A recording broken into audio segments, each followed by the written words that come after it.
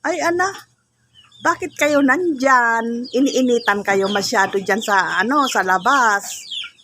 Iniinitan kayo. Sobrang init kasi. O sige, nakabuka pa yung mga bunganga nyo. Binigyan na nga kayo ng tubig dyan. O mamaya-maya hindi na masyado mainit. O. Sige na, pakainin mo na, Hal. O, yan, nagtutuka sila ng malunggay. Gutom na sila. Yung isa nandoon din, O, yung dalawa. O, bigyan mo na sila ng Hal. Patuka. Yung pagkain. Mga gutom na yan, Saka sobrang init kasi doon. Sa mainit pa. Mamaya pupunta ako doon. Mag-harvest ako ng itlog.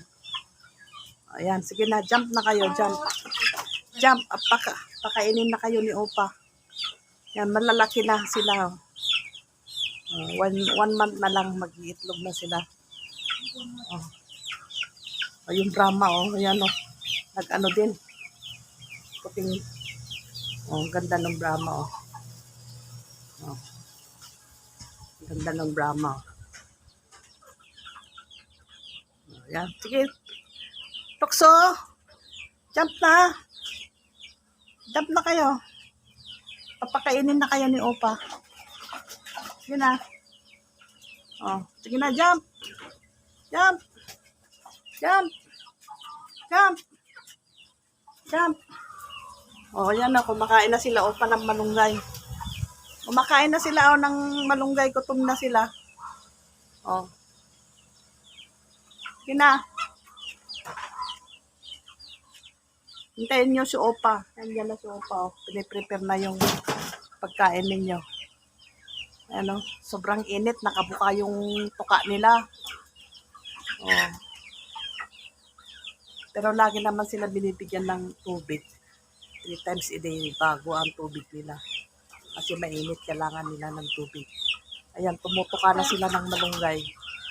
Sige, tuka muna kayo. Stack ninyo yan. Nandiyan na si Opa. Ito naman yung malapit na rin tong i-pre-rinse. Next month ito, pwede na i-pre-rinse 1 month pa. Maliliit pa sila. Mga 2 months pa. 1.5, pwede na i-pre-rinse. Kasi may panibago na naman kami nilalagay dito. Mga yung nandoon, mga 30 heads. Yung nandoon sa brooding pen. Tapos yung susunod is yung nasa incubator is nasa 60 eggs yun. Pero nagkandling ako nung isang gabi is meron akong nakita na hindi fertile na mga 4 na itlog. So, ganun pa man, hindi mo talaga 100% na ma-hatch lahat yung 60 na eggs. Bali, 2 trays na itlog yun. So, iikot ako, pupunta ako sa dito muna ako sa chicken coop. Ito yung chicken coop. Ayan. Marami to. Ito yung susunod namin ilalagay doon sa kabila. Kasi may naka-incubator ako doon. Mag-hatch ngayon April 31 to May 1. Dito namin ilalagay yun yung mga bagong pisa na sisiw. Yan. Ito yung mga patuka na tinatadtad namin. Tinatadtad ko. At linuluto naman nila kay mga gulay yan. Yung mga scrap na mga gulay. Cabbage, lettuce. Andyan, meron dyan. Repolyo. Carrot. Yan. Tapos sinahaluan na lang ni Ray ng nilakay ng malunggay sa oregano para sa hindi magastos sa patuka. O, yan na sila. Pinakain na sila. Yan, happy na sila, oh. Tutuka na sila.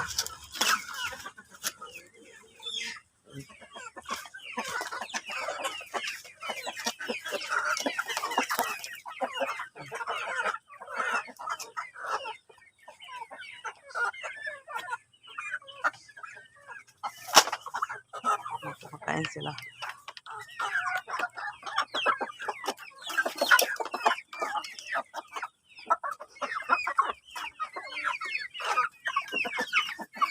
May nangingitlog dyan. May nangingitlog na ano, native. Yan, meron dyan itlog. Kasi kahapon nag-harvest kami. Nag-harvest ako kahapon dyan. May nakuha akong 14 na eggs. Kumakain sila.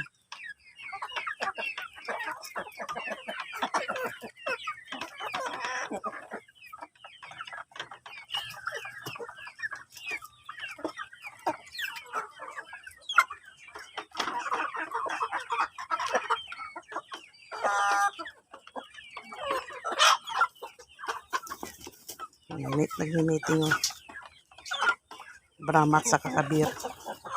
Crossbreed na yan pag yung sisiw. Kumakain sila. Ayan. Ito yung tubig nila, may yan, pinagyan ng vitamins para hindi sila magkakasakit. Saka sisiw.